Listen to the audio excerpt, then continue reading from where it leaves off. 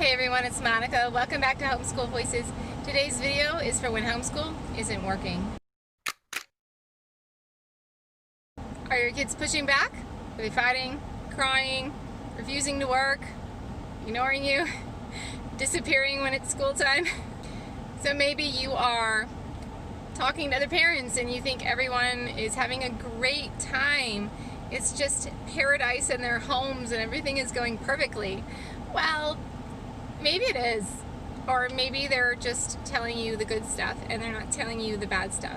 So the fact is that all kids have different personalities. All parents have different personalities. There's an interaction between all those personalities, and sometimes there's trouble. Sometimes your kids push back. And I think that the most common reason that people say that kids push back is because they're not ready for such and such. Whatever it is, they're not ready. And that might be what it is. They might have a problem like ADHD, they might have dyslexia, or it could be something else. So today I'm going to talk about some possible something else's. Some other reasons that things might be difficult for you. The first scenario is a 4 or a 5-year-old kid. You're trying to teach this kiddo to read, and every time you sit down to read, this kid cries. This kid doesn't just cry, this kid throws a Class A perfect fit. I mean, you've never seen a better fit than this.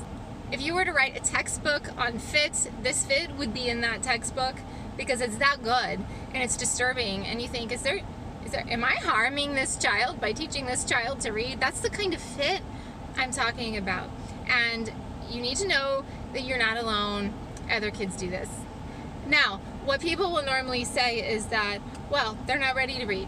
You're pushing them, they're not ready to read. I will agree that you are pushing them. If they're 4 years old, you're pushing them. I don't agree that that's bad. I think it could be bad with some kids. Some kids genuinely are developmentally slower. But I think that that particular explanation is applied too broadly. I think that actually most kids are perfectly capable of learning to read at 4 or 5 years old, but I think they would rather be doing something else, and that's just all there is to it. Again, I'm going to repeat that. There are some kids who genuinely are not capable at 4 or 5, but I do think that most kids are perfectly capable. They just don't want to do it. So, your kid is throwing a fit. The reason would be they don't like what you're offering. They don't want it. They don't want to do it. So what do? Do you have to teach them to read at 4? No, you don't. You could teach them to read at 5. You could teach them to read at 6. What I'm personally comfortable with is a kid who at 5 or 6 is good at reading, feels good about his or her reading abilities, and doesn't feel stupid. What I'm not comfortable with is saying a kid isn't ready at 5. At 6, I try to teach them. They're still not ready because they fight me, right? At 7, they throw fits, they cry. They're still not ready. At 8, still not ready. At 9, at 10, at 11, I still have a child who can barely read and feels stupid. That's what I'm concerned about. I don't want my kids to feel stupid. And again, I want to reiterate, I'm not talking about kids with problems like dyslexia or ADHD or, well, ADHD can be worked with most kids, but not like, more serious problems. I'm talking about your average kid. I'm not comfortable with them being 11 years old and feeling stupid because they can't read because I kept saying they weren't ready when in fact they just weren't in the mood. There's a difference. There's a difference between not being in the mood and not being ready. So, your kid probably just doesn't want to do it, and I think you should just do it. You should just sit there on that couch till they throw their little fit, and then you should do your 10-minute reading lesson that you plan to do. It does 2 things. It teaches them to read, so next year they will feel good about their abilities. They'll feel confident. They will get past their fits. They won't remember it. I can tell you, I have 2 kids that threw fits. They're past it, and they love to read. They're not going to hate reading. Not going to hate reading, guys. They'll get past it. And they'll like to read if you read all the time in your household, if you always have books, if you make it a thing in your home. Number two, what else will it do? It will establish your authority as a teacher. That's almost more important than teaching them to read. Establishing authority as a teacher. Some kids, I have one at least, maybe two. I do have two kids. But what I'm saying is, I think probably both of my kids were doing this. They're pushing back to find where I would cave. And it didn't matter what it was. It's just the fact that it wasn't what they wanted to do at that moment, combined with their pushing, they're finding their limits. And if you can tell your kid by your actions that the limits are, hey, if the kid says they don't want to do it, then they're done. Or you can tell them by your actions that if mom says we're going to do a 10-minute lesson, we're going to do a 10-minute lesson. So I think it's really important to establish that authority. And obviously there's some balance. You do want to make things enjoyable, but don't go so far in the direction of making things enjoyable that you undermine your authority as a teacher. Because if your kids think that they can just throw a fit anytime they want and they don't have to do anything, you can bet they're going to throw a fit pretty often. In this scenario with your 4 or 5-year-old who's throwing a fit, there's another possibility. The one possibility is they just don't want to do it. The other possibility is they don't think they can do it, which is actually pretty common. A lot of kids, you're going to run into this in so many scenarios. Kids think they cannot do things, but you know you're not giving them too much. You should know that. You should definitely be careful not to overestimate what they're capable of doing. But I'm saying, did you give them something that they are capable of? It's very common. It's happened to me so many times. I know my kids can do something, but they just believe it's too hard. And it's usually because they were just kind of tired that day. But sometimes it can carry over to different days and they just think they can't do it. But they always can, because I know what they can do. I know what they're capable of. I'm not giving them too much. And I always tell them, hey, kiddo, I know you can do this, so I'll wait until you get in a little bit of a better mood. I'll just sit here. And then when you're ready, we're going to do this because I know you can do it.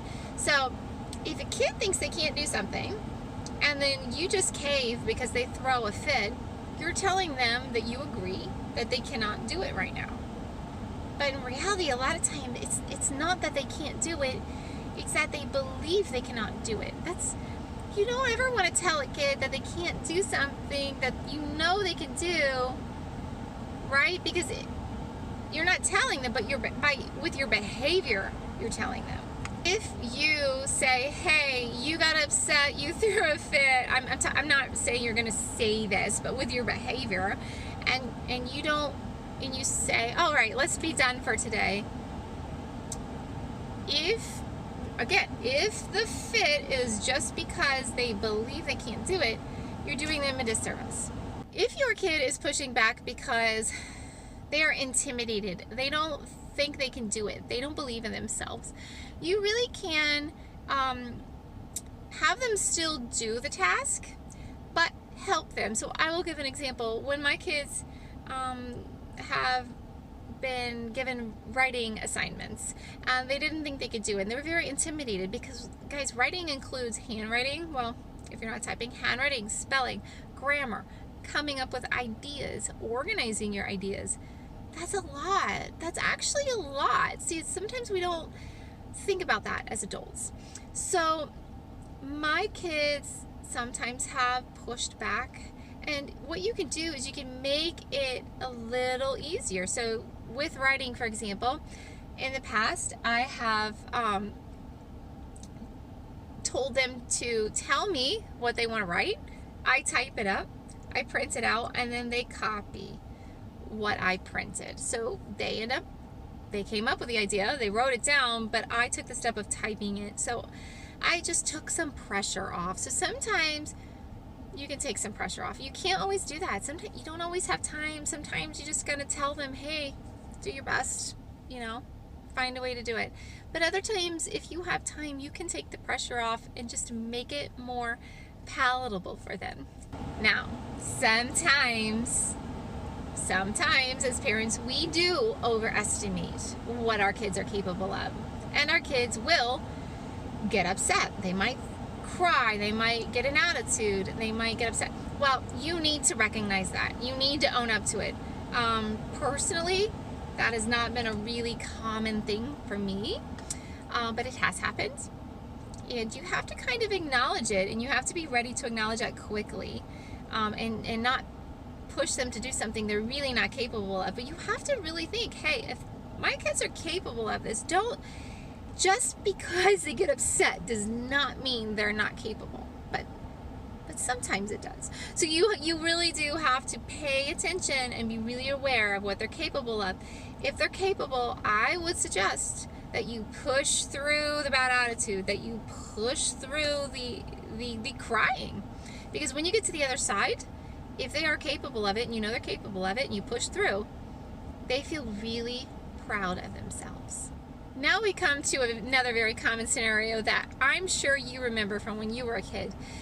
Your son or your daughter tells you, why do I have to do this? I'm never going to use this in real life.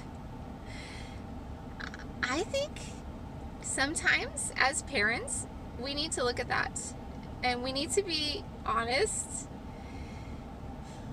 You know, maybe you make them finish that particular thing that day, but maybe that night you go and you look at that and you say, is this a waste of time? Do you really want your kids to be wasting their time? They only have so much time for learning.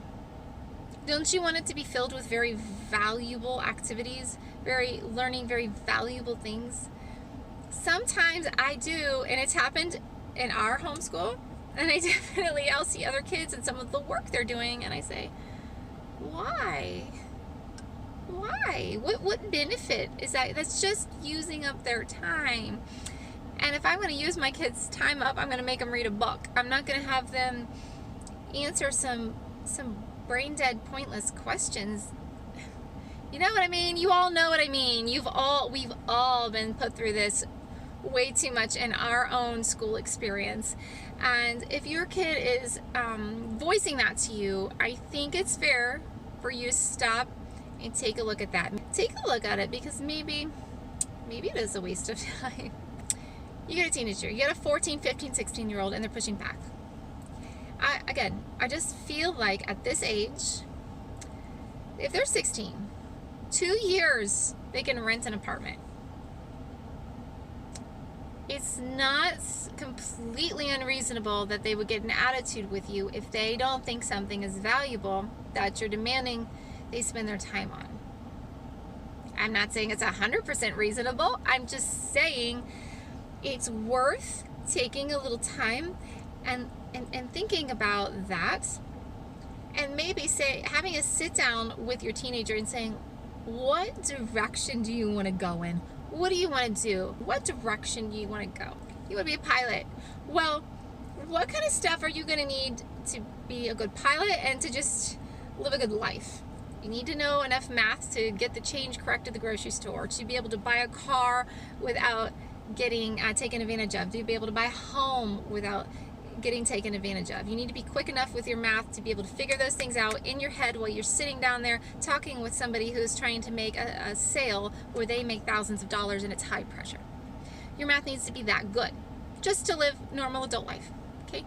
You need to be able to write well enough to be able to at least write a decent resume where you don't sound like an idiot. You need to be able to write letters to people. Maybe your boss wasn't nice to you. You need to be able to write a decent email that, again, sounds intelligent. And you probably need to be somewhat well-read so that you can converse with your coworkers, your boss, and maybe a potential spouse. So again, you have interesting things to say, you have interesting ideas in your head. So you can kind of, based on where they're interested in going, and of course the pilot thing, I mean, I don't know, I'm sure if I looked into what does a person need to be a pilot, what education do they need, I'm sure that there's some specific technicalities that would need to be satisfied in order to be a pilot. So you can take whatever they think they might want to do and say, hey, well, let's prepare you. This is what you want. This is not what I want. So what I'm saying is, if you have a teenager, if you have a 15, 16, 17-year-old, you really might want to say, hey, what do you want to do? What do you want to do, and how can I help you? That's really what I would suggest if they're pushing back, because they're almost adults and they want to be treated like an adult. I know sometimes they act childish and they don't act like adults, but that doesn't matter. What matters is understanding why. Why are they pushing back? I mean, a lot of times kids just push back because they're bored, or they don't believe in themselves, or they don't see the value in something, or maybe they're just going to be adults soon and they want to be treated like an adult. So when you understand the reason why they're pushing back, you can pick a better way forward and kind of respond in a more effective way. If there are some other reasons that I didn't mention why kids push back, please mention it in the comments and let's keep this conversation going. I hope this was helpful to everyone. If you like this video, please click thumbs up. If you want to see more videos like this, please click subscribe and the notification bell next to it. In the meantime, happy homeschooling and have a great day.